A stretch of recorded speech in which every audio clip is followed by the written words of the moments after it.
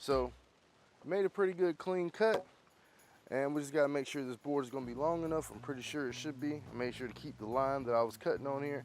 And as long as you follow this little circle right here with the O, should be good to go.